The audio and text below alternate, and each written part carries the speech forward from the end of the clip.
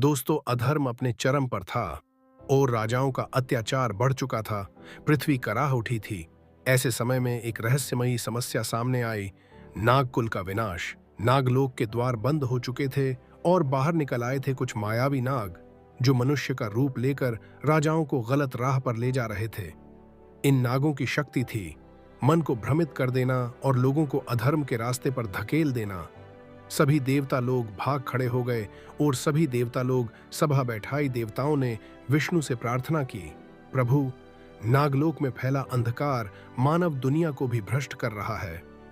तब विष्णु ने उत्तर दिया, अब इसे समाप्त करने के लिए कल की अवतरित होंगे। देवों को समझ आ गया, अब युगांत का आरंभ हो चुका है। फिर शंभल गांव में एक दिव्य प्रकाश उतरा और उसी क्षण कल्कि का जन्म हुआ। उनके जन्म के साथ ही पूरा गांव रोशनी से भर गया। गांव के सभी ऋषियों ने पहचान लिया, यह कोई साधारण बालक नहीं।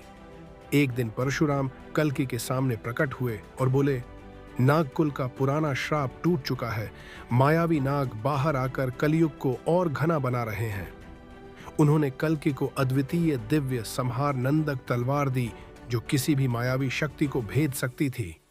फिर क्या कल्कि देवदत्त पर सवार हुए और उस स्थान पहुंचे जहां धरती के भीतर एक प्राचीन द्वार छुपा था। द्वार के ऊपर शिलालेख लिखा था, जो धर्म के लिए आया है वही प्रवेश पाएगा। जैसे ही कल्कि ने द्वार पर हाथ रखा, पूरी धरती हिल उठी और द्वार खुल गया। नागलोक में प्रवेश करते ही सब कुछ धुंधला दिखने लगा।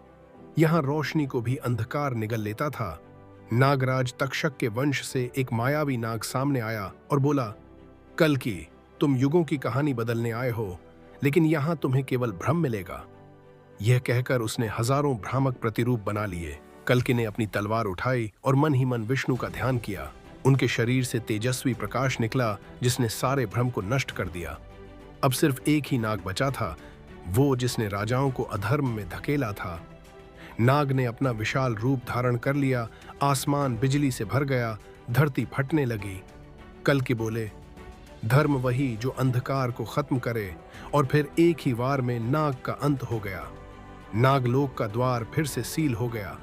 देवतागण प्रकट हुए और बोले, कल्कि, तुमने न सिर्फ मानव जगत बल्कि नागलोक को भी अधर्म से मुक्त किया है। दोस्तों, कल्कि के सभी भक्त वीडियो को लाइक जरूर करें और कमेंट में राधे राधे जरूर लिखें।